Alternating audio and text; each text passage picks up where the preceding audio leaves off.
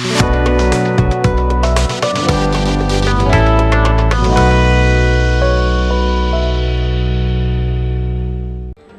To UK Infotech. இன்னைக்கு நம்ம பார்க்க போகிற டாபிக் என்ன அப்படின்னா கண்ட்ரோல் ஸ்ட்ரக்சர். போன வீடியோலேயே நான் வந்து ஆப்ரேட்டர்ஸ் எடுக்கிறப்பே சொல்லியிருந்தேன். நெக்ஸ்ட் வந்து நம்ம இஃப் கண்டிஷன் பற்றி தெளிவாக பார்க்கலான்னு. இந்த கண்ட்ரோல் ஸ்ட்ரக்சர்ஸில் நம்ம இன்னைக்கு அதை பற்றி தான் பார்க்க போகிறோம். ஃபஸ்ட்டு கண்ட்ரோல் ஸ்ட்ரக்சர்னா என்னன்னு தெரிஞ்சுக்கோங்க.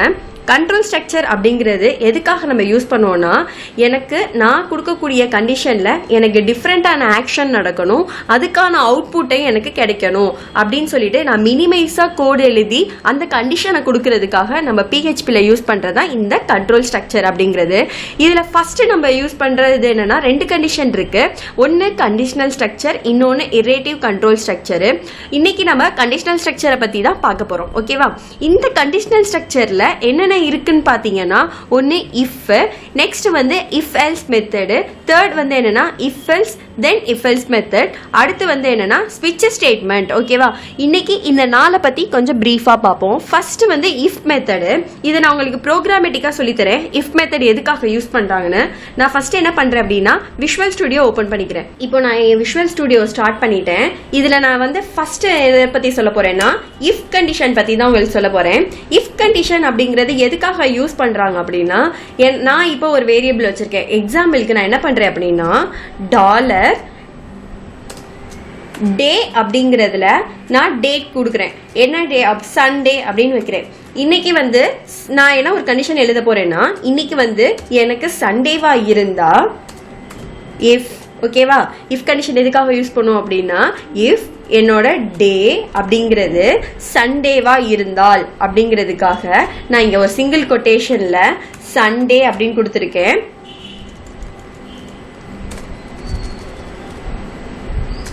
சண்டேவா இருந்தால் எனக்கு என்ன பிரிண்ட் ஆகணும் அப்படின்னா, எக்கோல என்ஜாய் ஹாலிடே அப்படின்னு சொல்லி பிரிண்ட் ஆகணும் அப்படின்னு சொல்லி கொடுக்குறேன். ஓகேவா? அப்போ எனக்கு இன்னைக்கு டே சண்டேவா இருந்தா மட்டும் எனக்கு இந்த மெசேஜ் ஒர்க் ஆகணும் அப்படின்னு சொல்றத வந்து நான் எந்த கண்டிஷன் யூஸ் பண்ணுவேன் அப்படின்னா, இஃப் கண்டிஷன் சொல்லுவேன். எனக்கு ஒரு ஆக்ஷன் இதுதான், நான் சொல்லக்கூடிய விஷயம் வந்து இதுவா தான் இருக்கணும் அப்படின்னு சொல்றத வந்து நம்ம இஃப் கண்டிஷன்ல சொல்லுவோம். இப்போ இதை நான் ரன் பண்ணி காட்டுறேன் உங்களுக்கு. இங்க வந்து சாம்பிள் டாட், நம்மளோட பேஜ் நேம் என்ன அப்படின்னா சாம்பிள் டாட் பிஹெச்பி. பார்த்தீங்களா? என்ஜாய் ஹாலிடே அப்படின்னு சொல்லிட்டு எனக்கு பிரிண்ட் ஆயிடுச்சு. சப்போஸ் இன்னைக்கு சண்டே இல்லை, நான் டாலர் டேங்கிறதுல சண்டே இல்லாமல் வேற கொடுக்க போறேன். இப்போ பார்த்தீங்கன்னா நான் இந்த இடத்துல டாலர் டே அப்படிங்கிற வேரியபிளில் மண்டே அப்படின்னு சொல்லிட்டு மாத்துறேன். ஓகேவா? நான் டாலர் டேங்கிறத வேற கொடுக்க போறேன். இப்போ எனக்கு அவுட்புட் அப்படிங்கிறது எப்படி கிடைக்கும் அப்படின்னு பார்த்தீங்கன்னா, எனக்கு எம்டியா இருக்கும். எந்த மெசேஜுமே எனக்கு பிரிண்ட் ஆகாது. ஏன்னா நான் கொடுத்த கண்டிஷனுக்குள்ள அந்த வார்த்தை இல்லை. அப்ப எனக்கு இந்த கண்டிஷன்ல கொடுத்த வேல்யூ இல்லை, அதுக்கு பதிலாக நான் ஏதாவது ஒன்று தெரிஞ்சுக்கணும் அப்படின்னு நினைக்கிறோம்ல, அதுக்கு யூஸ் பண்றதுதான் இந்த இஃப் எல்ஸ் ஸ்டேட்மெண்ட். ஒன்று நான் கொடுத்த கண்டிஷன் ஒர்க் ஆனா நான் சொல்ற விஷயத்த பிரிண்ட் பண்ண, அப்படி இல்லைன்னா டிஃபால்ட்டா எனக்கு ஒரு மெசேஜை கொடுத்துரு அப்படிங்கிறதுக்கு இஃப் எல்ஸ் ஸ்டேட்மெண்ட் நம்ம யூஸ் பண்ணுவோம். ஓகேவா? இந்த இஃப் எல்ஸ் ஸ்டேட்மெண்ட்டுக்கு இஃப் இதே தான். வேணா உங்களுக்கு இதை அப்படியே நான் காப்பி பண்ணி சொல்றேன். இங்க பாத்தீங்கன்னா, இஃப் எனக்கு சண்டேவா இருந்தா என்ஜாய் ஹாலிடே வரணும். அப்படி இல்லைன்னா நான் பிராக்கெட் க்ளோஸ் பண்ணிட்டு கீழே ஒரு எல்ஸ் கண்டிஷன் ஆன் பண்ணிக்கிறேன். எல்ஸ் கண்டிஷனுக்குள்ள நான் எக்கோல என்ன பண்றேன் அப்படின்னா, ஹாவ் அ நைஸ் டே அப்படின்னு கொடுத்துக்கிறேன். ஓகேவா? இப்போ எனக்கு வந்து சண்டேவா இருந்தால் மட்டுமே இந்த என்ஜாய் ஹாலிடே வரும். அப்படி இல்லைன்னா ஹாவ் அ நைஸ் டே அப்படின்னு வரும். நம்ம இங்கே டேல என்ன வச்சிருக்கோம்? மண்டேன்னு வச்சிருக்கோம். இப்போ பார்த்தீங்கன்னா நான் ரீஃப்ரெஷ் பண்ணி இதை பார்க்குறேன். ஹாவ் அ நைஸ் டே அப்படின்னு எனக்கு மெசேஜ் வந்துருச்சு. ஏன்னா நான் கொடுத்துருக்க கண்டிஷனில் என்ன இருக்கு? இங்கே சண்டே. ஆனால் நம்ம வச்சிருக்க வேரியபிள் என்ன இருக்கு அப்படின்னா மண்டே அப்படின்னு இருக்கு. அப்போ இஃப் எல்ஸ் ஸ்டேட்மெண்ட் என்னன்னா, இஃப் அப்படிங்கிறது என் கண்டிஷன் ஒர்க் ஆனால் நான் சொல்ற மெசேஜும், இல்லை அப்படின்னா டிஃபால்ட்டா ஒரு மெசேஜும் எனக்கு பிரிண்ட் ஆகு அப்படின்னு கொடுக்குறது வந்து நம்ம இஃப் எல்ஸ் கண்டிஷன்ல யூஸ் பண்ணுவோம். நெக்ஸ்ட் பாத்தீங்கன்னா இஃப் எல்ஸ் இஃப் ஸ்டேட்மெண்ட் அப்படின்னு சொல்லுவோம். இந்த இஃப் எல்ஸ் இஃப் ஸ்டேட்மெண்ட் என்ன அப்படின்னா, எனக்கு ஒரு வேரியபிள் தான், பட் நான் வந்து 2-3 கண்டிஷன் வைக்க போறேன். அப்ப அதை வந்து நான் எப்படி ப்ராசஸ் பண்றதுன்னு சொல்றது தான் இந்த இஃப் எல்ஸ் இஃப் ஸ்டேட்மெண்ட் அப்படிங்கிறது. இஃப். ஓகேவா? இந்த இஃப்ல நான் என்ன பண்றேன் அப்படின்னா, டாலர் டே அப்படிங்கிறது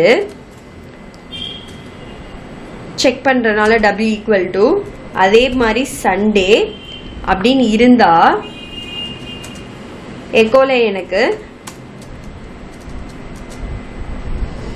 என்ஜாய் ஹாலிடே அப்படின்ட்டு வரணும். இல்லை அப்படின்னா இன்னொரு கண்டிஷன் கொடுக்குறேன். எல்ஸ் இஃப் எனக்கு அந்த கண்டிஷன் செக் பண்ணு, அந்த கண்டிஷன் நீ தப்பா அப்படின்னா அடுத்த கண்டிஷனுக்கு வா, இதை செக் பண்ணு அப்படின்னு சொல்றது தான் எல்ஸ் இஃப். $டே அப்படிங்கிறது மண்டே அப்படின்றதா எக்கோல வெல்கம் அப்படின்னு கொடுக்கணும் அப்படின்னு சொல்றேன். ஓகேவா? அப்ப இஃப் எனக்கு வந்து டே வந்து சண்டேவா இருந்தா என்ஜாய்னு பிரிண்ட் பண்ணு, மண்டேவா இருந்தா வெல்கம்னு பிரிண்ட் பண்ணு.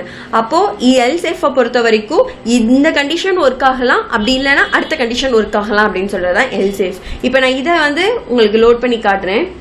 இப்போ பாத்தீங்கன்னா எனக்கு இதை நம்ம கமெண்ட் பண்ணிக்கலாம்.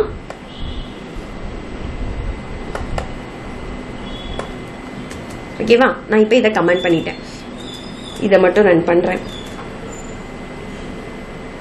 வெல்கம் அப்படிங்கிற மெசேஜ் மட்டும் வந்துருச்சு.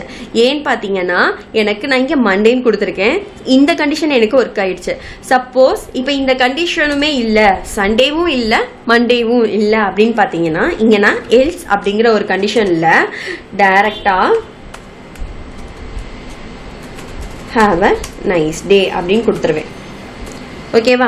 இப்போ நான் இங்கே என்ன பண்ணுறேன் அப்படின்னா நான் போயிட்டு டே மாத்துறேன். டே அப்படிங்கிறதுல சாட்டர்டே அப்படின்னு வைக்கிறேன். ஓகேவா? இப்போ நான் சேவ் பண்ணிட்டு ரன் பண்ணுறேன். இப்போ பாருங்க, ஹாவ் அ நைஸ் டே அப்படின்னு வந்துருச்சு. இப்போ உங்களுக்கு டிஃப்ரென்ஸ் தெரியுதா? இஃப் அப்படிங்கிறது என்னோட ஒரு கண்டிஷனை மட்டும் செக் பண்ணுறது.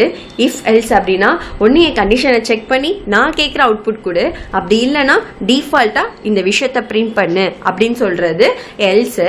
இதே இஃப் எல்ஸ் இஃப் அப்படிங்கிறது என்னன்னா நான் ஃபஸ்ட்டு ஒரு கண்டிஷன் கொடுக்குறேன், அதை செக் பண்ணி எனக்கு கரெக்டான அவுட்புட்டை கொடுத்துரு நான் கேட்குறத. இல்லை அப்படின்னா அடுத்த கண்டிஷனை செக் பண்ணு, அதுவும் கரெக்டாக இருந்தால் அதை கொடு அப்படின்னு. இஃப் எல்ஸ் இஃபை பொறுத்த வரைக்கும் நீங்கள் எத்தனை எல்ஸ் இஃப் வேணாலும் ப்ராசஸ் பண்ணிக்கலாம். நெக்ஸ்ட் நீங்கள் வந்து இன்னொரு மெத்தட் தெரிஞ்சுக்கோங்க. அது என்னன்னா நம்ம நெஸ்டட் இஃப்னு சொல்லுவோம். Nested if. ஓகேவா? இந்த நெஸ்டட் இஃபை பொறுத்த வரைக்கும் நீங்கள் தெரிஞ்சுக்க வேண்டியது என்னன்னா, இப்போ நான் இங்கே புதுசாக வைக்கிறேன், $a ஈக்குவல் டு UK அப்படின்னு வைக்கிறேன். ஓகேவா? அதே மாதிரி $B ஈக்குவல் டு புதுக்கோட்டை அப்படின்னு சொல்லி வைக்கிறேன்.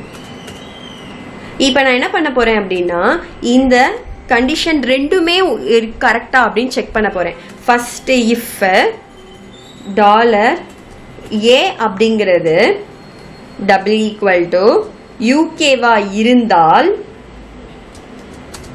எனக்கு எக்கோல இருங்க வரேன். இப்போ இந்த இதில் நான் இன்னொரு ஒரு கண்டிஷனை வைக்கிறேன். நான் யூகேங்கிறத செக் பண்ணிட்டா எக்கோல வந்து வெல்கம் அப்படின்னு வந்து பிரிண்ட் ஹாய் அப்படின்னு பிரிண்ட் ஆகணும். பட் நான் இன்னொரு கண்டிஷனும் கொடுக்குறேன் பார்த்தீங்களா, அதை நான் இதுக்குள்ளே ப்ராசஸ் பண்ண போகிறேன். இஃப் எனக்கு யூகேவா இருந்தால் அடுத்த ஒரு இஃப் கண்டிஷன் வச்சு $Bங்கிறதும் புதுக்கோட்டை அப்படின்னு இருக்கணும். ஓகேவா? இங்க இப்போ என்ன பண்ணியிருக்கேன் அப்படின்னா $B அப்படிங்கிறதும் வந்து புதுக்கோட்டையா இருந்தால் எனக்கு வந்து என்ன பிரிண்ட் ஆகணும்னா ஹாய் அப்படின்னு வந்து பிரிண்ட் ஆகணும். எல்ஸ் அப்படி இல்லை அப்படின்னா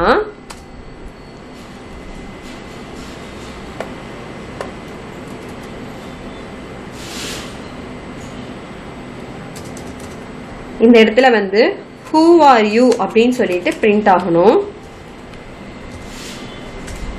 ஓகேவா?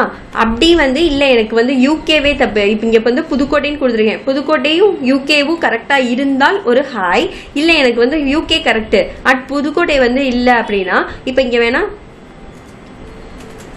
வேர் ஆர் யூ அப்படின்னு வந்து நான் வச்சிருக்கேன். ஓகேவா? இல்லை எனக்கு யூகேவே தப்புனா இங்கே ஹூ ஆர் யூ அப்படின்னு வந்து எனக்கு பிரிண்ட் ஆகணும். ஓகேவா? அப்போது நான் என்ன சொல்கிறேன் அப்படின்னா ஒரு கண்டிஷனுக்குள்ள இன்னொரு கண்டிஷனை நான் ப்ராசஸ் பண்ணுறேன். ஃபர்ஸ்ட் கண்டிஷன் எனக்கு ட்ரூவாக இருந்தால் செகண்ட் கண்டிஷனை செக் பண்ணுது. செகண்ட் கண்டிஷன் ட்ரூவாக இருந்தால் மட்டுமே ஹாய் அப்படிங்கிறது பிரிண்ட் ஆகும். இல்லை செகண்ட் கண்டிஷன் ஃபால்ஸ் அப்படின்னா எனக்கு வேர் ஆர் யூ அப்படின்னு கேட்கும். இல்லை அப்படின்னா எல்ஸ் அப்படிங்கிற கண்டிஷன் மூலியமா எனக்கு ஹூ ஆர் யூ அப்படிங்கிறது பிரிண்ட் ஆகும். இப்போ நான் இதை ரன் பண்ணுறேன். இந்த இஃப் இருக்கு பார்த்தீங்களா, இந்த இஃப் இந்த எல்ஸ்க்கு முடிஞ்சிடுச்சு. மேலே இருக்கிற ஃபர்ஸ்ட் இஃப் கண்டிஷனை இங்கே முடிச்சு இந்த இஃபோட அதாவது $A வந்து இஃபை நான் இங்கே க்ளோஸ் பண்ணுறேன். ஓகேவா? இப்போ நான் இதை சேவ் பண்ணிட்டு ரன் பண்ணுறேன். நம்ம ஏதோ மிஸ்டேக் பண்ணியிருக்கோம். இங்கே செமிகோலன் வைக்க விட்டாச்சு. நான் இப்போ செமிகோலன் வச்சுட்டு இப்போ நான் ப்ராசஸ் பண்ணுறேன். பார்த்தீங்கன்னா இது ஹாய் அப்படிங்கிறது பிரிண்ட் ஆயிடுச்சு. இது அதுக்கான மொதல் ஸ்டேட்மெண்ட்டில் உள்ளதை பிரிண்ட் ஆகுது. இதை நம்ம வந்து கமெண்ட் பண்ணிக்கலாம். இப்போ பார்த்தீங்கன்னா எனக்கு யூகேவும் கரெக்டு, புதுக்கோட்டையும் கரெக்டு, அதனால ஹாய்னு பிரிண்ட் ஆகுது. நான் இங்கே என்ன பண்ணுறேன் அப்படின்னா இந்த புதுக்கோட்டைக்கு பதிலாக சென்னை அப்படின்னு ட்ரை பண்ணுறேன். இப்போ பார்த்தீங்கன்னா வேர் ஆர் யூ அப்படின்னு கேட்கும். நெக்ஸ்ட் நம்ம என்ன பண்ணுறோம், நேமையே நான் தப்பாக கொடுக்குறேன். எக்ஸாம்பிளுக்கு வந்து கவி அப்படின்னு சொல்லி கொடுத்து சேவ் பண்ணுறேன். இங்கே ரீஃப்ரெஷ் பண்ணுறேன். ஹூ ஆர் யூ அப்படின்னு கேட்குது. அப்போ உங்களுக்கு கண்டிஷன் புரியுதா? ஃபஸ்ட்டு என்னோட நேமை செக் பண்ணும். நேம் கரெக்டாக இருந்தால் நெக்ஸ்ட்டு என் சிட்டி செக் பண்ணும். சிட்டியும் கரெக்டாக இருந்தால் உள்ளே இருக்கிற எக்கோ பிரிண்ட் ஆகும். இல்லை சிட்டி தப்பு அப்படின்னா இதுக்கான எல்ஸ் கண்டிஷன் இங்கே பிரிண்ட் ஆகும். இல்லை நீங்கள் கொடுக்குற ஃபர்ஸ்ட் கண்டிஷனே தப்புனா டைரெக்டாக இந்த எல்ஸ் கண்டிஷனுக்கு வந்துடும். உள்ளே இருக்கிற இந்த எந்த இஃப் எல்ஸையுமே செக் பண்ணாது. இதுதான் நெஸ்டட் இஃப்னு சொல்கிறது. இப்போ உங்களுக்கு இஃப் ஸ்டேட்மெண்ட்ஸ் வந்து முடிஞ்சிருச்சு. அடுத்தது நீங்கள் பார்க்க போகிறது என்ன அப்படின்னா பிரேக் ஸ்டேட்மெண்ட் தான் பார்க்க போறோம். பிரேக் ஸ்டேட்மெண்ட் எதுக்காகனா இப்போ நான் வந்து ஒரு கண்டிஷன் ப்ராசஸ் பண்றேன். அந்த கண்டிஷனுக்கான பாசிபிலிட்டிஸ் அவுட்கம்ஸ் அதாவது பாசிபிள் ஆன்சர்ஸ் எல்லாமே நான் ஒரே ஸ்டேட்மெண்ட்ல கொடுத்துக்கலாம். இப்போ எனக்கு அந்த பாசிபிள் ஆன்சர் ஒர்க் ஆயிடுச்சுன்னா என் ஸ்டேட்மெண்ட் அதோட பிரேக் ஆகி க்ளோஸ் ஆகணும் அப்படின்னு சொல்றத நம்ம பிரேக் ஸ்டேட்மெண்ட் யூஸ் பண்ணுவோம். எக்ஸாம்பிளுக்கு இப்போ பார்த்தீங்கன்னா நான் விஷுவல் ஸ்டுடியோல சொல்றேன். இப்போ டெம்பரேச்சர் அப்படிங்கிறது நான் என்ன பண்ணுறேன் அப்படின்னா 70 டிகிரி செல்சியஸ் அப்படின்னு சொல்லிட்டு செட் பண்ணுறேன். ஓகேவா? 17 செட் பண்ணுறேன். நான் என்ன பண்ண போகிறேன்னா இஃப் டெம்பரேச்சர் அப்படிங்கிறது கொடுக்குறேன். இந்த டெம்பரேச்சர் அப்படிங்கிறதுல நான் என்ன பண்ணுறேன் அப்படின்னா இப்போ நான் என்ன பண்ணுறேன் அப்படின்னா என்னோட கேஸ் எழுதுறேன். கேஸ் டெம்பரேச்சர் அப்படிங்கிறது எனக்கு என்ன மாதிரி எல்லாம் பாசிபிலிட்டிஸ் இருக்கோ அதை எல்லாத்தையுமே நான் இங்கே கொடுக்கணும். அப்போ இந்த கேஸை நான் என்ன பண்றேன் அப்படின்னா கீழே கொடுத்துக்கிறேன்.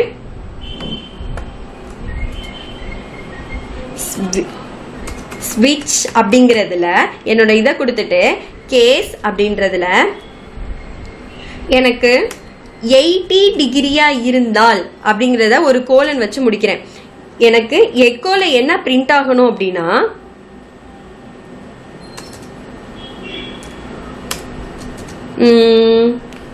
நார்மல் இல்ல ஹை டெம்பரேச்சர் அப்படிங்கிறது பிரிண்ட் ஆகணும். ஓகேவா? இல்ல எனக்கு வந்து 70 இருந்தா இந்த இடத்துல நான் என்ன பண்ணணும் அப்படின்னா பிரேக் அப்படிங்கிற ஒரு ஸ்டேட்மெண்ட் யூஸ் பண்ணணும். அப்படி பிரேக் நான் யூஸ் பண்ணேன் அப்படின்னா எனக்கு இந்த ஸ்டேட்மெண்ட் இங்கேயோட க்ளோஸ் ஆயிடுச்சு. நெக்ஸ்ட் கண்டிஷனுக்கு போகாது. இது ட்ரூவா இருந்தால் மட்டுமே. அடுத்து நான் கேஸ்ல என்ன பண்றேன் அப்படின்னா 70 அப்படிங்கிறது கொடுக்குறேன். இங்க எக்கோல மாடரேட்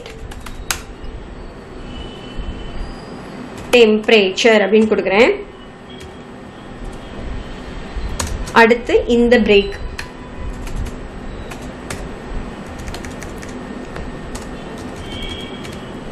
ஓகேவா?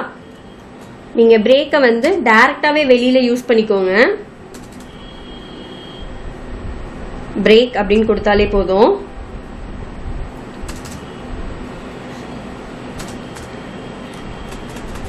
இப்போ நான் இதை ரன் பண்றேன். எனக்கு இப்போ பார்த்தீங்கன்னா என் டெம்பரேச்சர் 70 இருக்குது. பட் நான் கேஸில் என்ன கொடுத்துருக்கேன், 18 கொடுத்துருக்கேன், 70 கொடுத்துருக்கேன். இப்போ இங்கே ரீஃப்ரெஷ் பண்ணி பார்த்தா எனக்கு மாடிரேட் டெம்பரேச்சர் வந்துருச்சு. அப்போது நான் இங்கே இந்த ஸ்டேட்மெண்ட்டில் என்ன சொல்கிறாங்க அப்படின்னா, என் பாசிபிலிட்டிஸ் அவுட்கம் எத்தனை வேணாலும் இருக்கலாம். இப்போ இந்த கேஸ்லேயே நீங்கள் என்ன பண்ணலாம் அப்படின்னா, இப்போ 80 தான் கொடுப்பாங்கன்னு இல்லைல்ல, 85 கொடுக்கலாம்ல, அந்த 85ஐயும் இந்த இடத்துலேயே மென்ஷன் பண்ணிக்கலாம். அப்போ 80 இருந்தாலும் எடுத்துக்கும், 85 இருந்தாலும் எடுத்துக்கும். அதே தான் நம்ம இங்கே கொடுக்குறோம். ஓகேவா? இது வந்து ஸ்விட்ச் ஸ்டேட்மெண்ட். நெக்ஸ்ட் வீடியோவில் வந்து நம்ம என்ன பார்ப்போம் அப்படின்னா, வைல் கண்டிஷன்ஸ் பற்றி பார்ப்போம். தேங்க்யூ.